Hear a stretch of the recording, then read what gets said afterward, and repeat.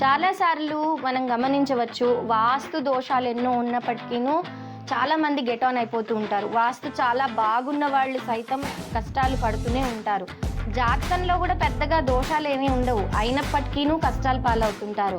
అయితే ఈ విషయం మనం చెప్పగానే ఏమంటారు చాలామంది, ఇవన్నీ నమ్మకండి అంటారు. ఇక్కడ నమ్మకంతో కాదు పని, ఇక్కడ వాళ్ళ జీవన శైలిని మనం ఒకసారి చూసుకోవాలి.